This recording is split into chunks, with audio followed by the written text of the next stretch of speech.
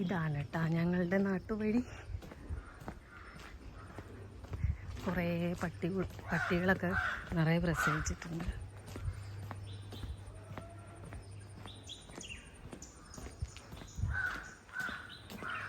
നമ്മളെ റോഡെത്തി, ബസ് കയറാനുള്ള റോഡെത്തിയിട്ടാ.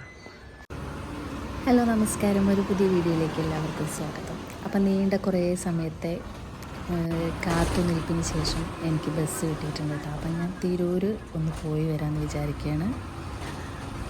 എൻ്റെ മൊബൈൽ ഹോൾഡർ കംപ്ലൈൻ്റ് ആയിട്ടുണ്ട്. അപ്പം അതൊന്ന് വാങ്ങാൻ വേണ്ടിയിട്ട് കുറച്ചെടുത്ത് അതാണല്ലോ എന്ന് കരുതിയിട്ടാണ് ഈ പോണത് കേട്ടോ. ഞാൻ ഓൺലൈനിൽ നിന്നൊക്കെ കുറേ നോക്കി, പക്ഷേ ഞാൻ വിചാരിച്ച പോലത്തെ എത്ര നോക്കിയിട്ടും എത്ര തപ്പിയിട്ടും കാണാനില്ല. അപ്പോൾ ഞാൻ നേരിട്ട് കണ്ടിട്ട് വാങ്ങാൻ പറ്റുമോ എന്നുള്ള ഒരു ഉദ്ദേശത്തോട് കൂടിയിട്ട് ഞാൻ പോവുകയാണ്. അപ്പം ഞാൻ പോകുന്നത് ഒരു ഫ്രൈഡേ ആണ്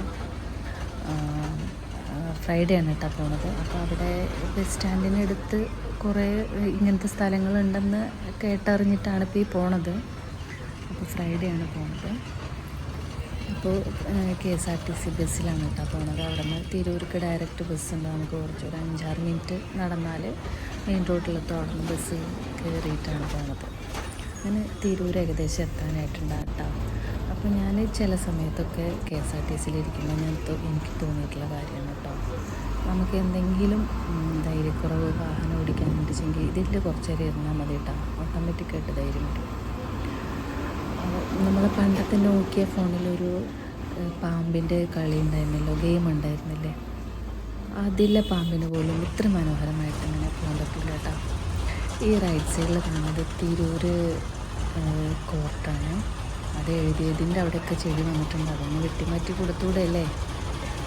അപ്പോൾ അതൊക്കെ കഴിഞ്ഞ് അതിനിടയിൽ കൂടെ ഒക്കെ വേണം കേട്ടോ. അവിടെ എന്തൊക്കെയോ പണി നടക്കുന്നുണ്ട്, എന്തൊക്കെയായിട്ട് അവിടെ നിറയെ ബ്ലോക്കായിരുന്നു. നമ്മൾ ഏകദേശം ബസ് സ്റ്റാൻഡിൻ്റെ അവിടെ എത്താനായിട്ടുണ്ട് കേട്ടോ. അപ്പോൾ നമുക്ക് പോകേണ്ട സ്ഥലവും ഈ ബസ് സ്റ്റാൻഡിൻ്റെ അവിടെ തന്നെയാണ്. ഈ ബസ് സ്റ്റാൻഡ് എന്ന് പറയുമ്പോൾ പ്രൈവറ്റ് ബസ്സും ഉണ്ട്, KSRTC ഉണ്ട് കേട്ടോ. അവിടെ അങ്ങനത്തെ ബസ് സ്റ്റാൻഡാണ്. അപ്പോൾ ഇവിടെ കുറച്ച് സമയം നിന്നപ്പോൾ പാട്ടൊക്കെ കേട്ടോ. ഇപ്പോഴല്ല, ഞാൻ തിരിച്ചു വരുന്ന സമയത്ത്. അപ്പോൾ അവിടെ ഇറങ്ങിയിട്ട് പോകാൻ കരുതിയിട്ട് അവിടെ ഇറങ്ങാനായിട്ടോ, ബസ്സിൽ ഇറങ്ങാനായിട്ടുണ്ട്. അങ്ങനെ ബസ്സിൽ നിന്ന് ഇറങ്ങി. അപ്പോൾ ആദ്യം തന്നെ ഒരു സർബത്തിൽ അങ്ങോട്ട് തുടങ്ങാമല്ലേ, ഭയങ്കര ക്ഷീണം. അങ്ങനെ നേരെ പോയിട്ട് അവിടെ ഗൾഫ് മാർക്കറ്റ് എന്ന് എഴുതി വെച്ച്, ഞാൻ ഇവിടെ മുൻപ് വന്നിട്ടുണ്ട് കേട്ടോ, 1-2 തവണ വന്നിട്ടുണ്ട്. പക്ഷേ അപ്പോൾ ഞാൻ അവിടെ ഈ ഗൾഫ് മാർക്കറ്റ് എന്ന് എഴുതിയത് ഞാൻ ഇപ്പോഴാണ് കേട്ടോ കാണുന്നത്. പിന്നെ എന്താ സംഭവിച്ചത്, ഞാൻ വന്നന്ന് ഫ്രൈഡേ ആയതുകൊണ്ട് തന്നെ അവിടെ ഷോപ്പുകളും എല്ലാം അവധിയാണ് അത്ര, എനിക്കറിയില്ലായിരുന്നു. അപ്പോൾ എല്ലാ ഷോപ്പുകളും അവധിയായിരുന്നു.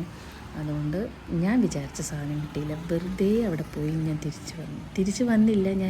അപ്പോഴാണ് ഞാൻ അറിഞ്ഞത് ഇവിടെ ഒരു വസ്ത്ര മഹാത്ഭുതം എന്ന് പറഞ്ഞിട്ട് ഒരു ഫെസ്റ്റിവൽ നടക്കുന്നത്. അപ്പോൾ ഞാൻ വീഡിയോ എടുക്കാൻ വേണ്ടിയിട്ട് അവിടെ പോയിട്ടാണ്. ഞാനൊന്നും വാങ്ങില്ല എന്ന് എനിക്കറിയാം. അപ്പോൾ ഒന്നും വാങ്ങിയില്ല, പക്ഷെ ഞാൻ വീഡിയോ എടുക്കാമെന്ന് കരുതിയിട്ട് പോകട്ടോ. അങ്ങനെ ഫുഡൊക്കെ കഴിച്ച് തിരിച്ച് വീട്ടിലേക്ക് വന്നു. അത് കഴിഞ്ഞിട്ട് അടുത്ത സ്ഥലത്തേക്ക് പോവാം. ഇത് വീട്ടിൽ നിന്ന് ഞാൻ വീട്ടിൻ്റെ അടുത്തുള്ള സ്ഥലത്തേക്ക് പോവാണ് കേട്ടോ. റേഷൻ കടയിലേക്ക് പോവുകയാണ് കേട്ടോ. അപ്പം ഞങ്ങൾക്കൊരു ചെറിയൊരു കുറുക്ക് വഴി കൂടെ കയറിയാൽ അവിടെ അടുത്താണ് കേട്ടോ റേഷൻ കട.